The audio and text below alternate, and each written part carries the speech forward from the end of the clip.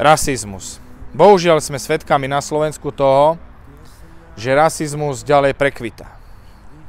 Takíto ľudia na našich stránkach ani v našich skupinách nemajú čo robiť. Nemajú čo robiť tí, ktorí chcú národ rozdeliť. My nie sme bieli alebo čierni.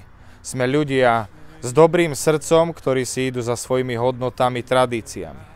A zdá všetci chcete zabudnúť na to, že aj rómski spoluobčania bojovali počas druhej svetovej vojny za našu spoločnú krajinu?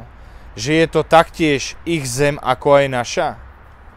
Hádam, chcete povedať, že biely alebo gáďo je len svätý a že on nerobí chyby? Každý jeden z nás spraví chybu v živote.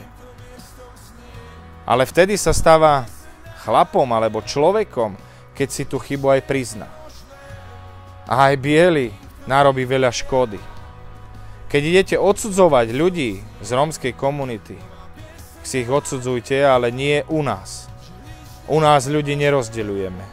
U nás sú len buď dobrí, alebo zlí.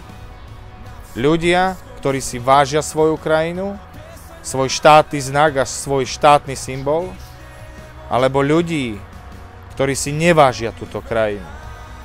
Tak ako aj počas druhej svetovej vojny bojovali aj Rómovia s našimi dedmi, spoločne za našu zem bojujeme aj my za zachovanie našej kultúry a našich tradícií.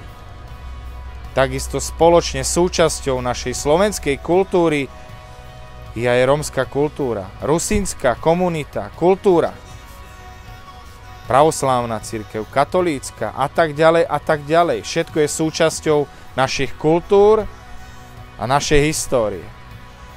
Takže ty, ktorý chceš rozdeľovať a šíriť ďalej rasizmus, fašizmus, tu nemáš čo hľadať. Keď sa ti to nepáči, odíď z našej cesty, z našich skupín, z našej rodiny. Nás ťahá vpred naše srdce, každého jedného. A je jedno, akú máš farbu pleti. To, že teba ťahá tvoja nenávisť, tvoja zloba, je iba tvoj problém a túna si nebudeš vylievať svoje zvrátené chute a svoj rasizmus. Brat za brata je tu pre všetkých a za rovnakým cieľom. Najmä za našou spoločnou zemou, kultúrou, históriou a tradíciami. Nechápeš? Odíď. Chápeš?